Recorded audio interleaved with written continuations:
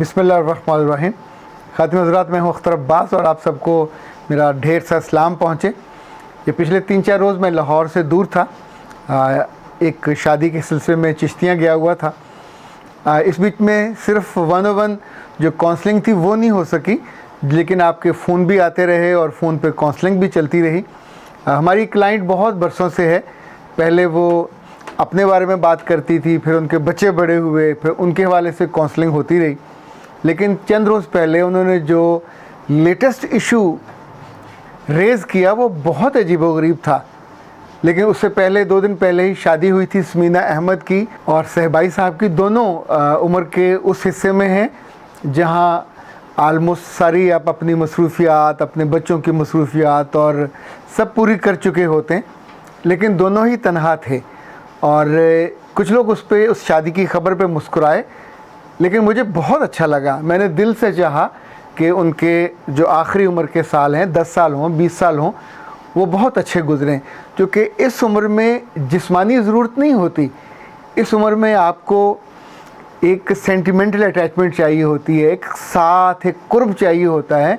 आप साथ बैठते हो, एक दूसरे को छूते हो, बात करते हो और बहुत सारी जो चीज़ें हैं उनको शेयर करते हो।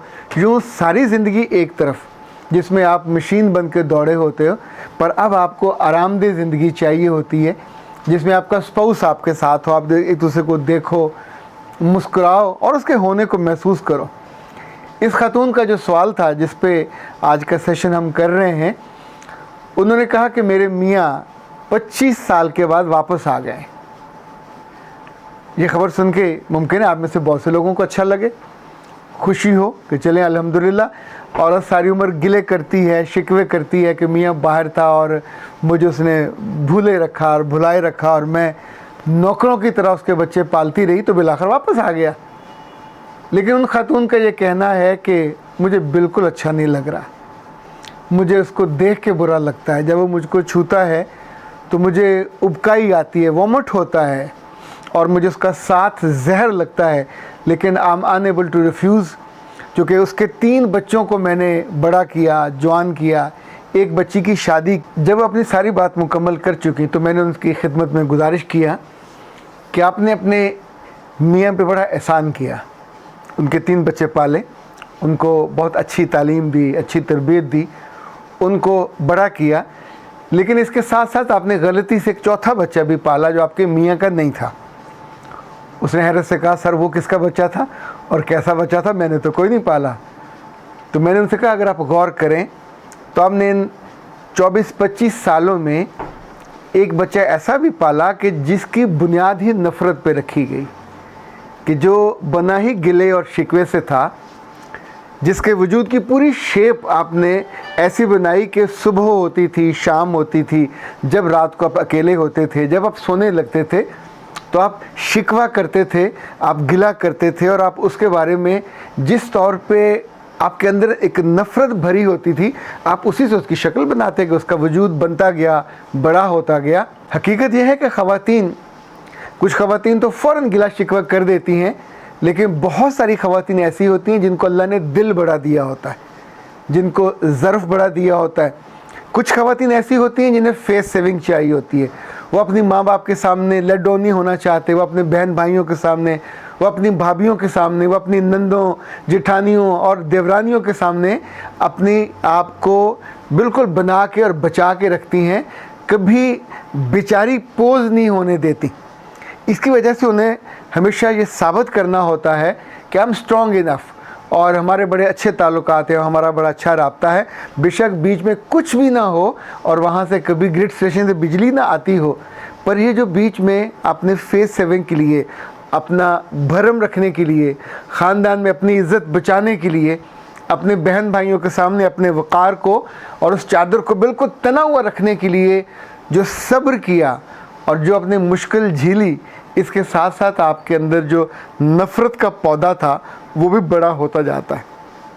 वो इतना बड़ा हो जाता है कि वो पूरा दरख्त बन जाता है। ये जो थोहर का बीज होता है बिल्कुल छोटा सा होता है, जब ये किसी पर में लग के किसी जगह पहुंच जाए और उग आए तो उस वक्त नहीं लगता कि ये इतना बड़ा थोहर का पौधा बनेगा। पर इसका वजूद जहर से भरा हुआ होता है। इसके जो बीज हैं, एक एक बीज में उतना ही जहर होता है जितना पूरे पौधे में होता है।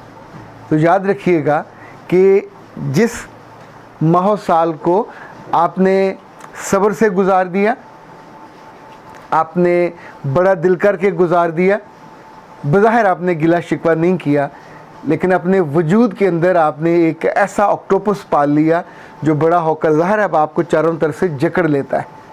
अब आप उस रिश्ते का इनकार नहीं कर सकते। यानी इस वक्त आपको उसकी खुशी होनी चाहिए थी कि चलें, बिलाखिर जिसका गिला करते थे, जिसे शिकवा करते थे, जिसकी नफ़रत करते थे, तो उम्र का वो सारा हिस्सा गुजर गया। बैरन पीरियड, जब आपको अमलन उसकी ज़रूरत थी, जब आपके जिस्म को उसकी ज़रूरत थी, जब आपकी रूह को उसकी ज़रूरत थी, पर अभी भी रब ने आपके सांस बाकी रखे हुए। अभी भी आपकी जो इमोशनल अटैचमेंट है, जो इमोशनल नीड्स है, वो तो आपने इस दरमियान में मियाँ नहीं बदला, आपने इस दरमियान में कहीं ताल्लुक़ नहीं बनाए, आपने इस दरमियान कहीं अपना मुंह नहीं मारा, अपने आप को एक लिमिट में रखा, एक बावकार और बाइज़्ज़त खातून के तौर पे। तो आप सोचिए कि वो जो सारा इतने लंबे माह साल थे अंधेरे और बंजर और वीरान, अब जब वापस ज़िंदगी में वो आया है आपका मियाँ, तो आपको वो बुरा लग रहा है। उसका छूना भी आपको बुरा लगेगा, उसका पास बैठना भी बुरा लगेगा, उसका इजहार मोहब्बत करना या पुराने दिनों पे जैसे कहते हैं ना पोछा फिरना, वो भी बुरा लगेगा। मेरा ख्याल है अब आपको थोड़ा खुद दिल बड़ा करना होगा कि आप कभी भी बेवा होकर जीना नहीं चाहते थे।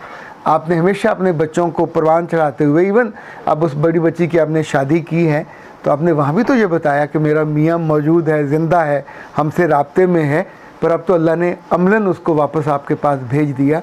तो अब आप ये कीजिए कि उस नफ़रत के पौधे की जड़ों को धीरे धीरे काटिए। ये एकदम नहीं कटेगा, रोज़ छुरी लेके प्यार की उसकी एक एक जड़ को काटते जाइए, उसको पानी देना बंद कर दीजिए और उसकी तरफ मुस्कुरा के देखना भी बंद कर दीजिए।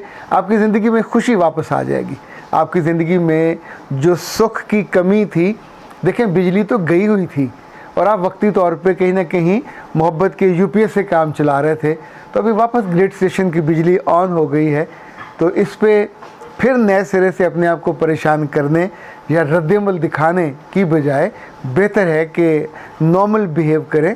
और पुराने ज़माने में औरतों के जो मियाँ थे वो जंगों पे जाते थे और बच्चे मेरा ख्याल 1-1, 2-2 साल के होते थे, जब वापस आते थे तो बच्चे जवान होके शादीशुदा उनकी हो चुकी होती थी। तो ये भी ज़माना रहा है दुनिया में हर तरह का।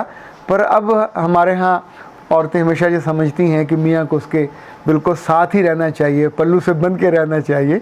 पर जो गए हुए होते हैं मुल्क से बाहर, वो भी नादानी करते हैं, वो भी ज़्यादती करते हैं। इस पर हम अलग से बात करेंगे। तो इस वक्त मुझे उन सारी ख़वातीन से कहना है जिनको मैं ये तो नहीं कहूँगा कि उम्र सीधा हो गई है, पर इनको मैं ये कहूँगा जिनकी जवानी उन्होंने एक तरह से इबादत में गुजार दी। उस जवानी को उन्होंने अपने मियाँ के बच्चों को, जो उनके अपने बच्चे भी थे, उनको पाला, उनको पोसा, उनको बड़ा किया। इस बीच में उनकी जिस्मानी ज़रूरतें पूरी नहीं हुई, इस बीच में उनकी इमोशनल नीड्स भी पूरी नहीं हुई, इस बीच में उनकी जो सोशल नीड्स थी वो भी पूरी नहीं हुई। ये सारा मुश्किल वक्त था, ये मुश्किल उन्होंने अकेले झेली, ये सिंगल मदर बन के उन्होंने अपने बच्चों को पाला। पर याद रखिएगा मुश्किल वक्त गुजर जाता है, बीत गया। अब जो वक्त आया इसमें 2 खूबियाँ तो हो सकती हैं। एक ये कि आपकी मोहब्बत और आपकी खिदमत आपके मियाँ को पुराने माह साल पे शर्मसार कर दे और वो बाकी दिनों में आपके साथ बहुत अच्छा रहे। नंबर 2, जो माली तंगदस्ती आपने सही, बहुत मुमकिन है आपका मियाँ अब बुढ़ापे में जो आया है तो बहुत सारा कमा के लाया हो और उसे खर्च करने को जगह ना हो। और ज़ाहिर है इस उम्र में मर्दों को भी तो ये होता है ना कि उन्हें काबिल एतबार लोग और रिश्ते नहीं मिल रहे होते, तो फिर वो सोचते हैं कि हम उसी जगह जाएं जहाँ वफ़ा है, हम उसी जगह जाएं जहाँ हया है, हम उसी जगह जाएं जहाँ ताल्लुक़ की ज़ाहिर इंतहा है। तो सारी चीज़ें प्लसेस आपके साथ ही हैं। अब आप इस घर आई खुशी को वापस मोड़ोगे या बेजान लाश बन जाओगे। दोनों सूरतों में नाशुक्री भी होगी और एक नाखुशी भी होगी। तो मुझे लगता है जब आप दोनों इकट्ठे बैठे तो आपको उस लम्हे मुस्कुराना भी चाहिए, एक दूसरे को छूना भी चाहिए, उस पूरी फीलिंग को ताज़ा भी करना चाहिए और गिले शिकवे से अपनी ज़िंदगी को मज़ीद अज़ुर्दा करने की बजाय और मज़ीद आलूदा करने की बजाय अगर दोनों मिलके कर सके तो बहुत अच्छा है कि उस नफ़रत के दरख्त को इन्हीं जड़ों से उखाड़ के फेंक दें, वरना ये काम आपको अकेले करना है। उस दरख्त के साए में बैठ बैठ के फिर इंसान के अपने वजूद को भी जैसे वो फलवैरी नहीं हो जाती, उसी तरह की कैफियत हो जाती है। आप खुशी महसूस करना ही बंद कर देते। मेरा रब आप पे मेहरबान रहे। आपकी ज़िंदगी का ये फ़ेज़ जो ज़ाहिर है आखिरी माह साल का होगा, जितना भी लंबा हो ये उस पूरी खुशी का रिप्लेसमेंट बन जाए। चूँकि होता है समटाइम के बहुत सारे दुख को एक बड़ी खुशी उसके बिल्कुल बैलेंस कर देती है। आसूदा रहिए, सलामत रहिए और अपने पुराने मियाँ के साथ अख्तर अब्बास को इजाज़त दीजिए। अस्सलाम वालेकुम।